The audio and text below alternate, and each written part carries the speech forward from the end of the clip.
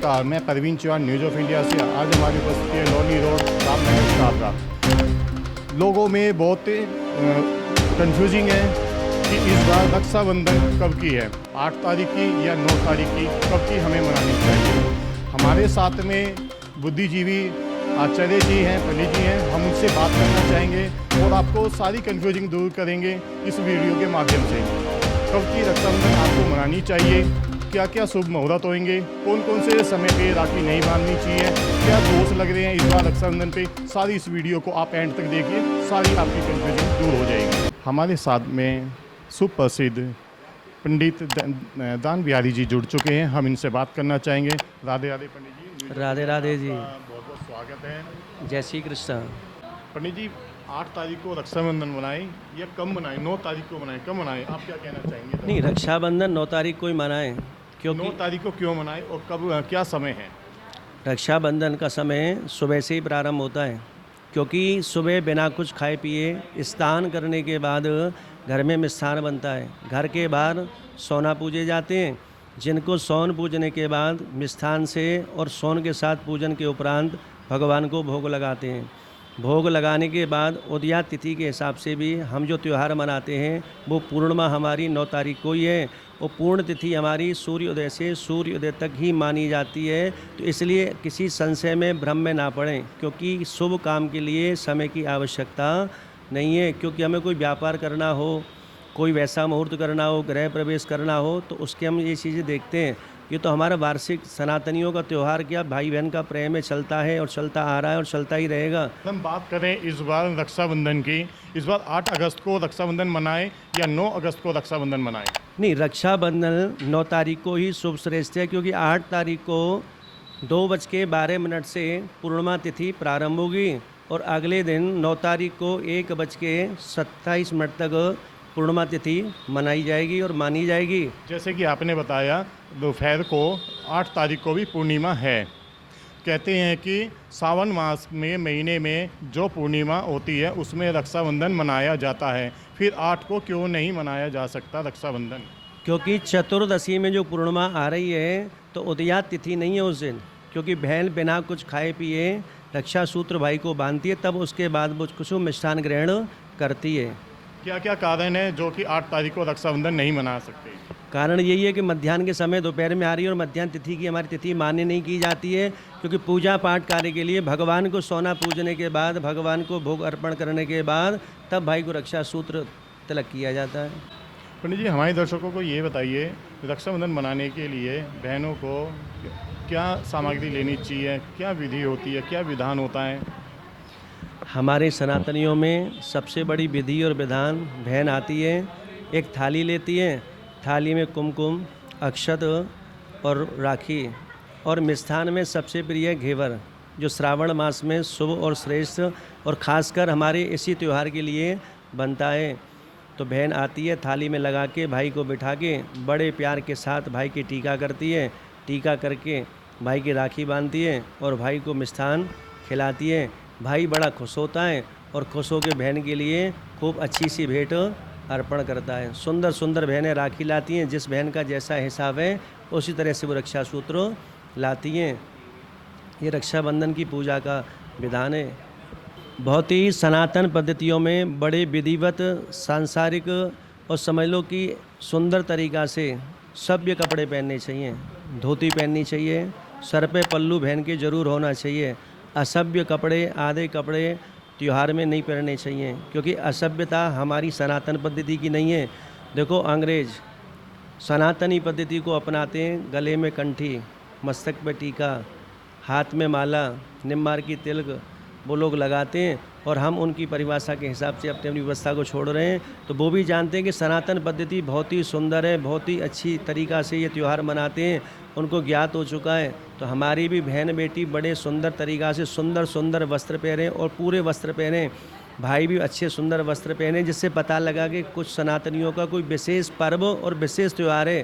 क्यों कि आजकल आडंबर कुछ ऐसा हो गया कि आधे फटे ऐसे कपड़े पहनते हैं, नीले काले ऐसे कपड़े नहीं पहनने चाहिए। पूजा में कहीं ना कहीं इनका विरोध किया गया है। हाँ बिल्कुल, मंदिर में जाओ, अपना कोई धर्म मनाओ, कोई उत्सव मनाओ, देवालय में किसी पूजा अर्चना के साथ में जाओ तो बहुत ही पूरे कपड़े पहनने चाहिए, आधे फटे अधूरे कपड़े नहीं पहनने चाहिए, और हमेशा अपने सर पे कपड़ा हो या पल्लू हो या चुन्नी हो, बिना उसके पूजा नहीं करनी चाहिए, क्योंकि मर्यादा में रह के जो हम पूजा करते हैं उसका फल अनंत गुना मिलता है। क्योंकि अगर हम ही अपनी पद्धति को छोड़ देंगे तो फिर हमारी पद्धति को अपनाएगा कौन? क्योंकि हर आदमी जो जीवित है वो अपने संस्कार पे जीवित है।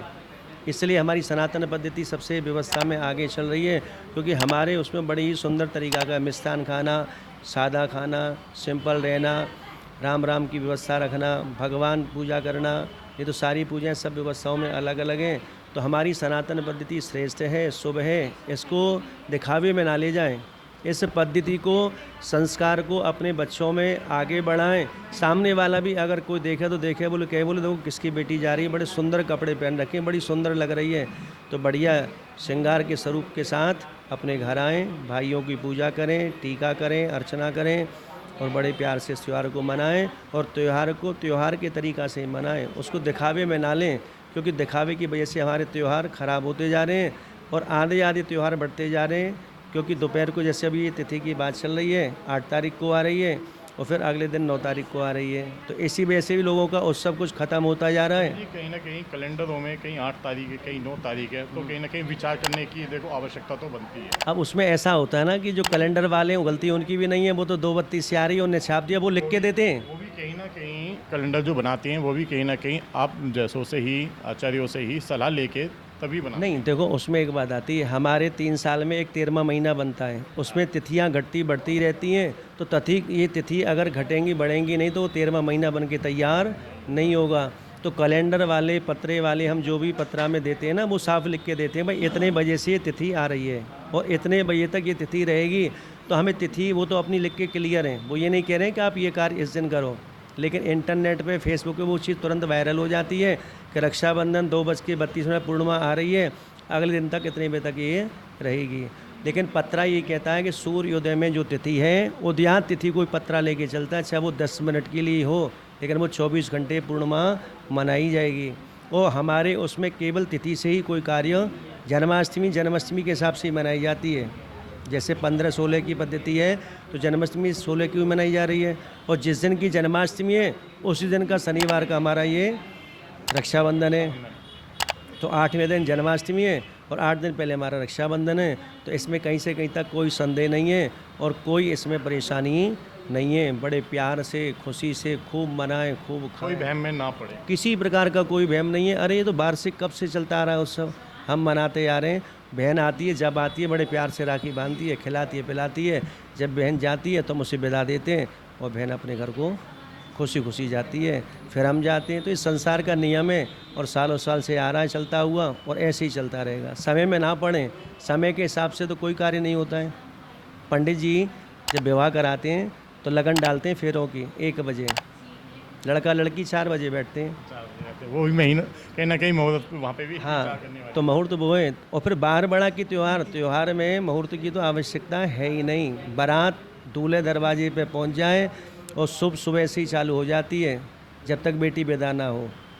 तो शुभ विवाह, शुभ मुहूर्त, शुभ कार्य में शुभ है तो अशुभ का तो मतलब ही नहीं है। जितनी चीज़ों में आप बढ़ोगे उतनी ही आप परेशानी में फंसोगे। सिंपल सादा रहो, पद्धति को अपनाओ, बढ़िया पहनो, अच्छा पहनो, अच्छा खाओ और संस्कार को अपनाओ। दिखावे में ना जाके, रीलों के चक्कर में ना जाके, केवल अपनी पद्धति को अपनाओ, अपने धर्म को आगे बढ़ाओ कि देखो सनातनियों का त्यौहार कितना शुभ श्रेष्ठ है। पंडित जी, हमारे दर्शकों को ये बताइए, आज के टाइम में सबसे ज़्यादा 2025 में किस चीज़ की समस्या है और उस समस्या का निवारण आपके पास में है, आप हमारे दर्शकों को बता सकते हैं क्या? देखिए, हमारी जो 2025 वर्ष जो प्रारंभ हुआ है, ये मंगलवार से हुआ है। मंगलवार को जो ग्रह स्टार्ट हुआ है इससे लोगों को थोड़ी मानसिक आर्थिक परेशानियां हैं। इसके लिए देखो, हमारे शास्त्र में आती है कि धर्मेण हन्यते ग्रह, धर्मेण हन्यते वादा और धर्मेण हन्यते शत्रु। धर्म करने से आदि व्याधि दूर होती है, धर्म करने से शत्रुओं का विनाश होता है और धर्म करने से ग्रह हमारे शांत होते हैं। तो जो 2025 मंगल का जो ग्रह हमारा दिन जो प्रारंभ हुआ है मंगलवार से, उसके हिसाब से अपने परिवार की उन्नति के लिए, खुशहाली के लिए, अगर आप पैसे से परेशान हो तो पैसे की परेशानी के लिए भगवान शंकर जी पे शहद चढ़ाओ, श्री सूक्त का पाठ करो। मंगलवार को हनुमान जी के मंदिर जाके हनुमान जी का गुलदाने का भोग लगाओ, हनुमान जी को मीठा पान चढ़ाओ।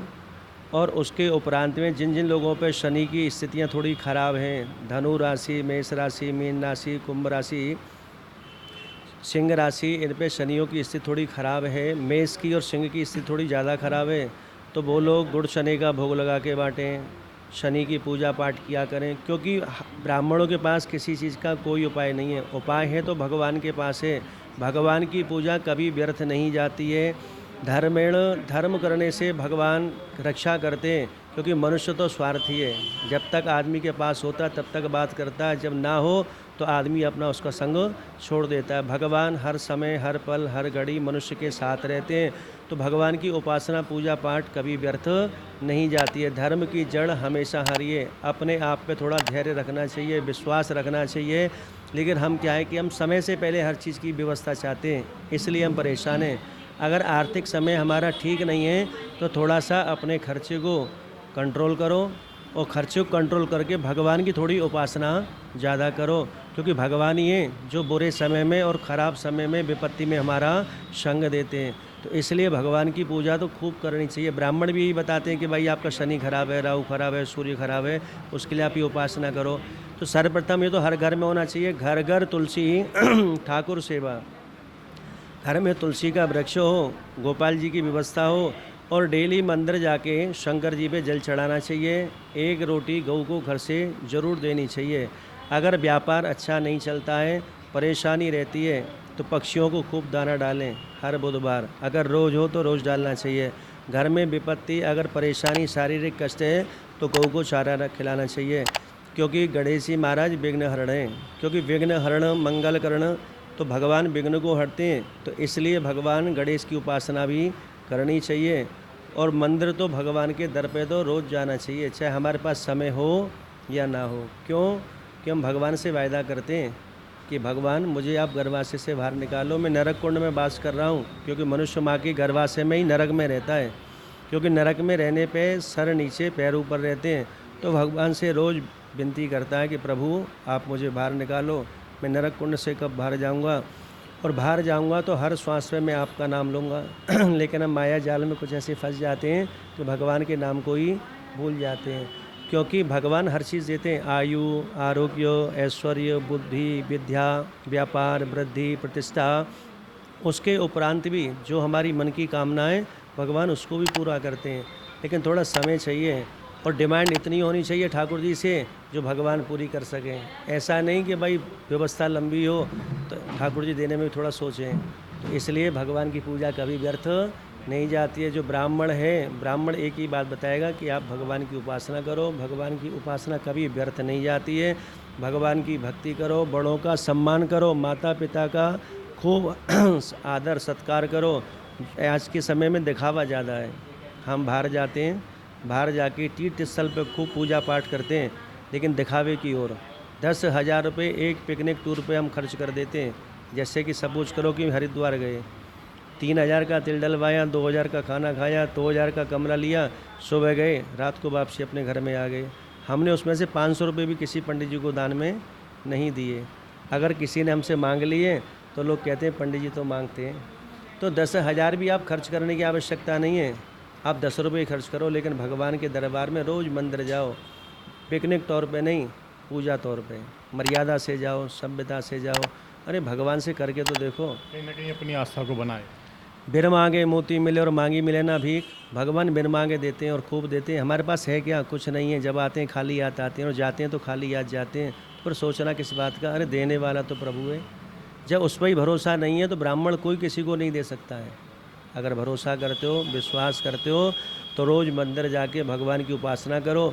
हमारे जितने भी देवता हैं सब दर्शनार्थी हैं, सबके दर्शन होते हैं। केवल पूजा हमारे देवालय में ही होती है, तो देवालय की पूजा करने का फल 100 गुना मिलता है।